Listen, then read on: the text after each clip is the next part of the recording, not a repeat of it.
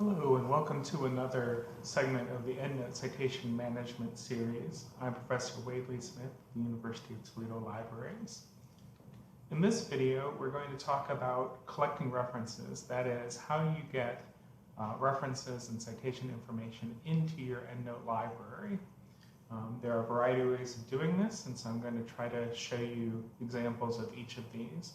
We can bring them in from searching library databases. We can bring them in from searching Google Scholar. If you already have PDF files on your computer from previous research, we might be able to import those and their associated citation information. Of course, we can create a reference manually as well. And then finally, we'll look briefly at how you remove duplicate items that might be in your library if you've imported from a lot of different places. All right, so let me come over here and show you the first example of these, which would be how to import from our library databases. So almost every database that we have access to is going to allow you to export either individual records by clicking on them to mark them in some way, or to export an entire folder. So for example, in the EBSCO databases, you can go to share and share all the results on the page to a folder. And then when you go to your folder, the verb you're looking for is almost always going to be export. So when you click on export,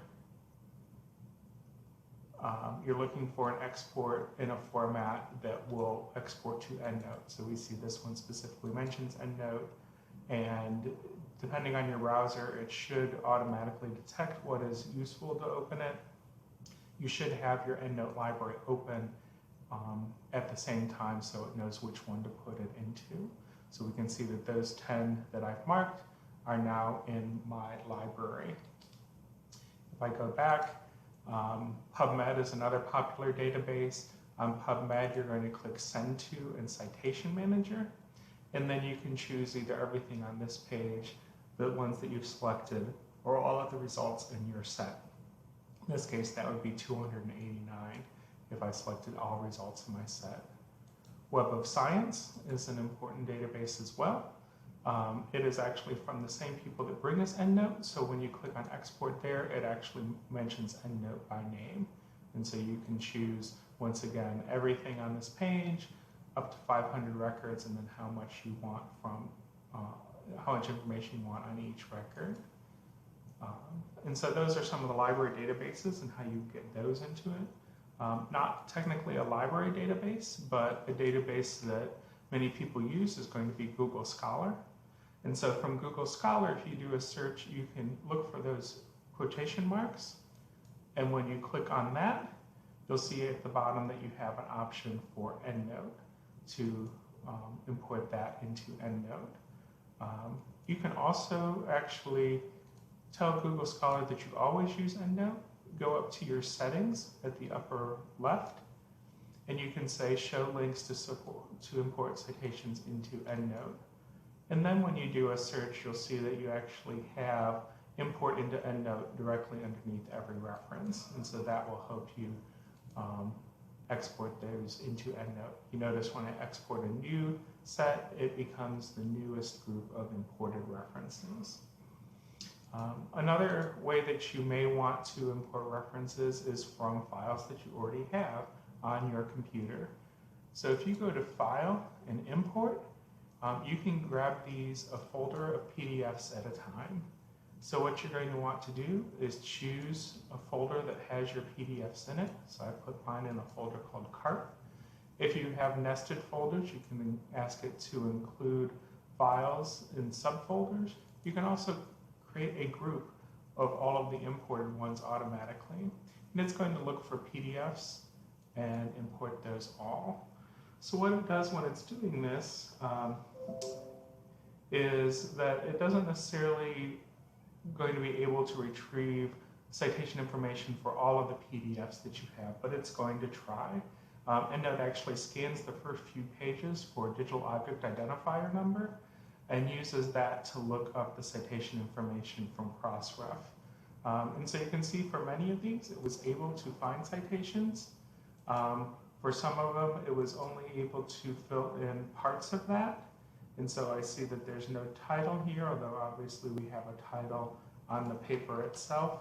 So you can go and edit your references so that any missing information is now in there. So for example, I did not have title and pages, and so I can look at this particular one and copy that information directly from my PDF over to the reference panel here.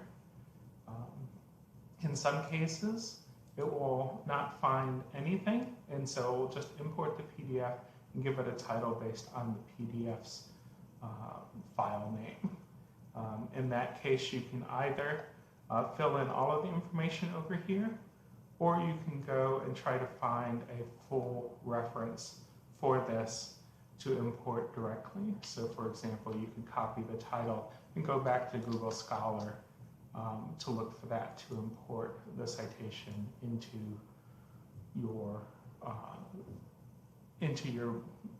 library. And at that point, you would want to attach the file from your folder that you were in before. So we were in a folder called CARP, and so we could go back there and attach that file. Okay, so those are some important ways that you can import, either from files on your computer, from Google Scholar, or from databases. You can also create a manual reference. So that's right here with the plus sign, or references new reference, and you just tell it what type of reference it is.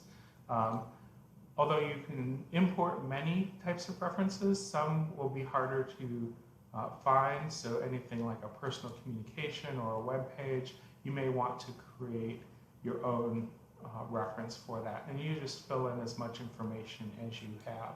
So for example, in a web page, the important things are going to be things like access date, year, URL, etc. So you don't need to fill in everything here, but fill in as much as you can so that you get an accurate representation in your bibliography. Now, finally, when you import from multiple sources, you are going to end up with duplicates. And so EndNote can remove those duplicates, so you only end up with one copy of everything.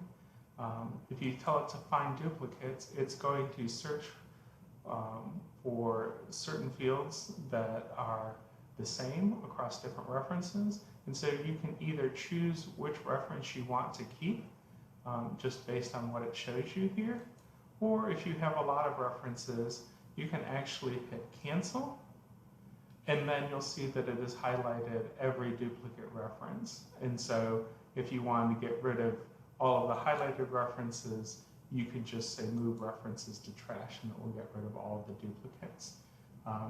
To be thorough, you can go down to preferences and tell it what you consider a duplicate.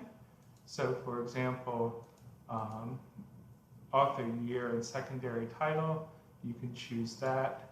You can use title and year, and it's just going to use those to determine where it looks for duplicate information.